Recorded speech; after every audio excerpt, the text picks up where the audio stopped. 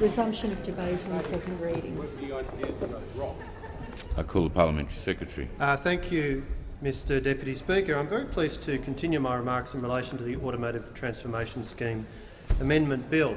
And at the point at which I paused last night, I was observing that the economic realities in relation to the fundamental uncompetitiveness of the Australian automotive industry does not make the transformation that needs to be faced any easier. It may be a reality, it may be inevitable, but that does not make it an easy transition for those in the industry, for employees, for the businesses and, of course, for the affected communities. But while it is not an easy transition, the status quo is simply not a viable status quo, and this is something that any responsible government must recognise. Tragically, the previous government, the Rudd-Gillard-Rudd government, refused to recognise the reality and instead preferred to keep throwing taxpayers' money at an unsustainable industry. Labor consistently refused to acknowledge economic reality. Indeed, in 2013, then Prime Minister Gillard insisted that the car manufacturing industry remain viable in Australia, and she reassured the workers of Ford that the government would make a special effort to assist them. There were continuing handouts to the automotive industry, $42 million of taxpayers' money paid to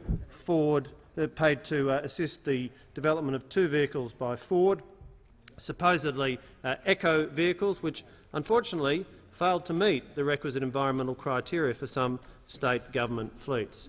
You would have thought that the Labor Party would learn from experience that suggesting that additional money be thrown at industries which are unviable, which are unsustainable and, critically, industries the management teams of which have decided to exit Australia, that to keep throwing taxpayers' money at such companies in such circumstances is the height of folly, the height of irresponsibility. You would have thought, Mr Deputy Speaker, that the Labor Party would have learnt from experience and would have recognised that reality. But unfortunately, Mr Deputy Speaker, that was not the case, because when we saw the announcement from General Motors just before Christmas that Holden would cease manufacturing vehicles in Australia, what was the response from the Leader of the Opposition in February 2014? He had this to say, quote, "Government subsidies for car makers are essential for keeping manufacturing alive," close quotes.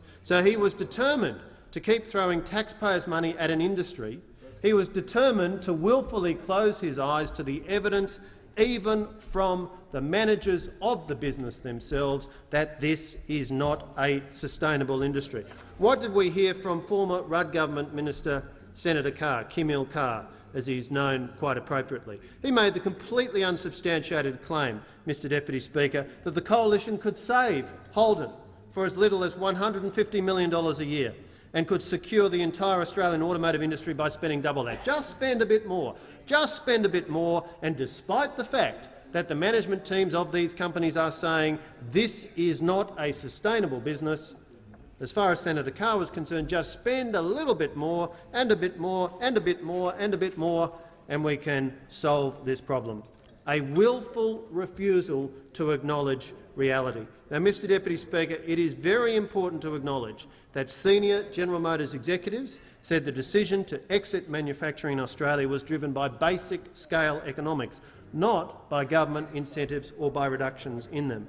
And the decisions that both Ford and the other manufacturers have taken to exit production in Australia, to exit manufacturing in Australia by 2016 in the case of Ford and by 2017 in the case of Holden and Toyota, those decisions were taken by the manufacturers themselves. All three manufacturers have indicated that the level of government support was not the reason for their decision to cease manufacturing vehicles in Australia. But the Labor Party remained willfully blind to the economic realities. And why? Because, in part, as usual, they were dancing to the tunes of their union masters. What did we hear from the former Secretary of the Australian Workers' Union? In 2012, he gave a speech at the National Press Club complaining that manufacturing jobs had disappeared. And what was his solution? Unsurprisingly, it was more government assistance for the car industry and for the manufacturing industry. He went on to say, quotes, "The Australian Workers' Union doesn't want to see Australian industry lose. We want Australian industry to win. We want Australia to rediscover its industrial policy vision." Close quotes. And what is that code for, Mr Deputy Speaker? I'll tell you what that is code for. That is code for more taxpayers' money being shovelled in to subsidise an industry which is manifestly uncompetitive. Now, let's be clear, Mr Deputy Speaker. Let's be clear. Of course, we want Australian industry to succeed. Of course, we want Australian manufacturers to prosper.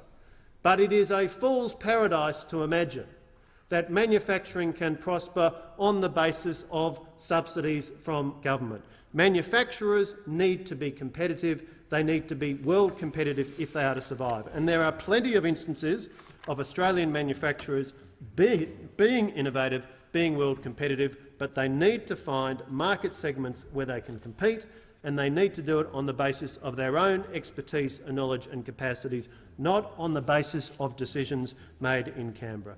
Mr Deputy Speaker, the Abbott government recognises that competitiveness is critical for our economy, and to promote competitiveness we need to move away from a mindset of dependency and play to our strengths. And so the third point I want to make, Mr Deputy Speaker, in the brief time remaining available to me, is that this bill is one which will make sensible savings in public expenditure by reducing an ongoing subsidy to an uncompetitive industry. The Automotive Transformation Scheme will close from the 1st of January 2018 after motor vehicle manufacturing in Australia ceases. This bill amends the Automotive Transformation Scheme legislation to give effect to this decision. Savings of some $900 million in total will be achieved and will be directed to repairing the budget bottom line, filling the yawning chasm of deficit we were left by the previous government, and to fund other important government priorities. But approximately $700 million remains in assistance for this industry. Mr Deputy Speaker, this is an important bill which secures economies and recognises the economic reality, the reality that the other side of politics wants to stay willfully blind to. This is not an industry in which we can remain competitive on the present terms. Order the